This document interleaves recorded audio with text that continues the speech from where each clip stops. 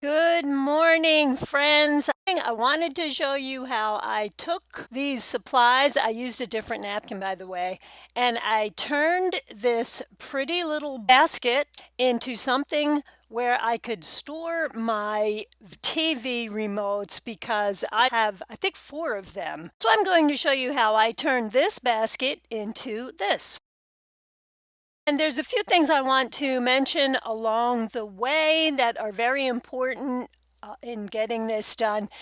But I also want to remind you guys that the links for the purchases or all of these products are down below in my Amazon store. And what I'm trying to do now is include a list of everything that you'll need in case you just want to click on the link to the store and look through the list and jot a few things down that you need. And don't forget about my ebook, Successful Decoupage Every Time, where I not only answer all of the questions that I have gotten over the years, but there are links back to videos in the book because you can download it onto your smartphone, which you can turn into a Kindle for free. There's a free Kindle link in the store also. So here's how I got this done. So I'm just using my Deco Art Chalky Finish paint. You can use acrylic paint for this too. The one thing I worry about is I am using the iron-on method for most of this today, and sometimes if the iron is too hot, it can cause the acrylic paint to bubble up, which is why I prefer to use chalk paint. So I'm going to paint this whole thing inside and out with my chalk paint. Now that the basket is dry, I want to show you something that's really important when you're doing this technique. And this is the technique where you use an iron, and you're going to need both types of decoupage glue. The regular matte decoupage glue that you would use for heavier papers and the napkin decoupage glue. So a couple of things that are very important in this step. First, you want to make sure you're putting on a heavy enough coat where you're not going to miss any spots. So if you know that you tend to have a light hand to begin with, just make sure that you do this 2 times. You let the first coat dry and then go back in and put a second coat on. The other thing is you don't want it too thick, and if you're using the oldest decoupage glue on the market, it will be too thick and I guarantee you will have problems. I only recommend and use the Americana Decoupage Glue, and I prefer the regular decoupage glue in the matte. By regular, I mean you can use it on heavier papers. And again, the napkin decoupage glue by Americana. You want to make sure this coat dries completely, or if you add 2 coats on, make sure they're both dried completely. Give it about an hour. And now that it's dry, I'm going to take my napkin and separate it. I should have cut off the small section that I was working with first. It makes it a lot easier. But anyway, let's separate the napkin so that we only have the top part. And now I'm going to find the part of the napkin that I like the most so that I make sure, like I love this little pink bird on here, so I want to make sure that I have this on the right part of the box.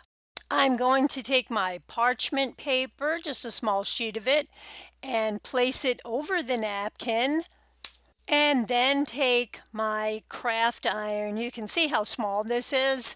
You probably can't see it too well through the video, but when it's in front of you, you can see through this paper pretty easily. But you can feel around to where you're ironing. Now you want to make sure you cover every single step of this because this is a small iron, so you could miss some spots. I have it on the highest temperature possible. And make sure you really get into the edges and all of the ends of this box because that's where the paper could come away. And unfortunately, if you miss any of these spots right now, when you go to put the napkin decoupage glue over the top of it, that's where you're going to see wrinkles, tears, or there could be some bubbling still if there's not enough glue underneath there. So I'm just keeping the camera at the normal speed right now so you can see about how long it's taking me to complete this one little panel, how thorough I am being and making sure I get into all of the edges and the center, how slowly or quickly I'm moving the craft iron, and then I'll pick the parchment paper up to show you how it looks underneath. Try to look at this up close in very bright studio lighting myself, or you could take it out in the sun to see if you need to do any more work in the area. It does look like I missed a little spot, so I'm just going to go over the whole surface again to be on the safe side and then continue around the rest of my piece. If you're working on a basket the way I am, and you've got a handle or edges that are sharp like this, I always use a nail file and I just file everything away. Now, you can remove the excess napkin this way. You can see I'm using this very pointy nail file, or you can use an aqua brush, preferably one that your dog has not chewed on. I got that just in the nick of time. And these are normally used for watercolor. They have water in, you put water in them, and wherever you did not apply the glue, the napkin is going to easily tear away. So you see now I have a very nice panel already done. You don't see any wrinkles in here. It's beautifully smooth. And I'm going to follow these same steps around the rest of the basket. And for an area like the handle, I took, and by the way, I'm now going to use the napkin decoupage glue. I just took some napkin decoupage glue, and because I'm working with smaller pieces that I tore out from that same napkin, the napkin background is white. The paint I used is white, so you'll see the napkin will disappear right into the paint, so it will look like this is painted on. And when you apply these smaller pieces, work from the center out, and when you're done, then you can just go back and forth and make sure you've covered this in the napkin decoupage glue.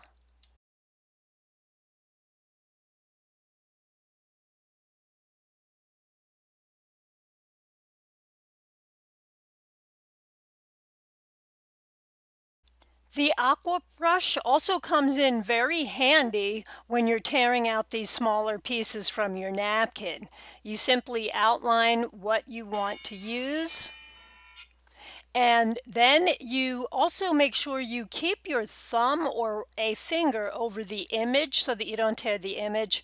And you don't want any of the hard edges. So when you come up against the edge of the napkin and it's straight and hard, even though it's a white napkin on a white background or a light napkin over a light background, those hard edges will stand out. So you want to make sure you tear those away so that everything's kind of a jagged edge.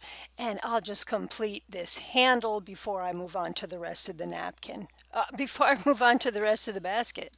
So guys, my camera ran into a little problem and it did not tape where I added a whole layer of napkin decoupage glue over the whole surface because that's the next step. Once you're done ironing everything on, you then want to apply a coat of napkin decoupage glue over your surface. You then let it dry, and here what I'm doing is I'm just adding some elements on the inside that I have already decoupaged, and I'm using triple thick to put a super glossy clear finish on the inside. I'm also going to do this on the outside. I'm sorry that that didn't film for some reason.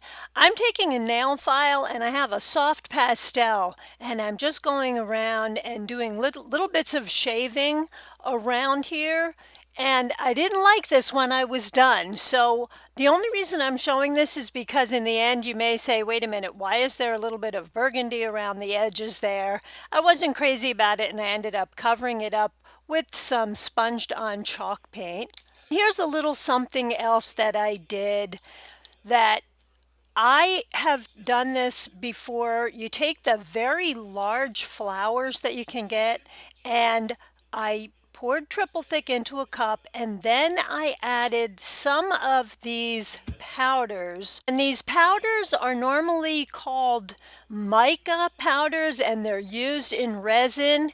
And I can't put the name brand, but it will be in my store. So if you want to look for the powders I'm talking about, just go down to the links. And these things are stunning. They've got a very high pearlescent type of a sheen to them. You see how it's changing the color of the triple thick? Now the reason I'm doing this is because I have taken these large white flowers and I've hand painted them with this mixture. Look how pretty that is. And because these are so large, it's very easy to just work on one stem, one petal at a time. And I just dip my brush, and I always use, especially when you're using triple thick, I don't think I mentioned this, you have to use a bristle brush. You don't want to use a sponge brush in the triple thick. It will cause the brush to disintegrate and you will get a lot of little sponge specks all over your work. So I painted every petal individually. You don't have to wait for them to dry. And then while the triple thick was still wet, I personally added a clear white glitter, clear or white glitter all over this because it just gives it to me, a really pretty effect. You may want to skip the glitter. So anyway, when I was all done with this, which took maybe all of 10 minutes, this is how this looks. It's got a very light blush effect. I didn't paint both sides of the petals. And while that was drying, here's where I just took my sponge brush and I went in and I dabbed all around the inside, which I thought ended up giving this a very pretty shabby chic effect. And here is how our basket looks now, and I'm really happy with it. Love that I've got my flowers and my little pink bird on here. My hands are a mess. And now I'm going to add a ribbon, and all I did was I simply made kind of like a bow tie out of 3 separate ribbons. I have silk ribbon, organza, and lace. I put those 3 pieces together. The main ribbon is pink and the other 2 are white. And then I added some pearls around the front of it and draped them down so that what we are going to end up with is this. You may want to omit the flower. I personally like that little touch, that glitter. Once you shake anything off, nothing's going to come off of there because the triple thick works as a glue as well as a very long-lasting high gloss top coat. And here is how our basket looks now that it's all complete, with the pearls, the lace, the organza, the ribbon, and of course our decoupaged surface everywhere and our pretty flower. And this is going to go upstairs in the bedroom so that I have something pretty to keep those ugly remote controls inside of. But I'm sure you have 100 other uses, or you will have some other uses for your own work of art. Thank you so much for subscribing and for your comments. I love reading your comments. Thank you so much, guys. Don't you wish we all lived closer and we could kind of get together and have like a decoupage room where we can just all swap napkins and ideas and show each other our projects? That would be really cool, wouldn't it?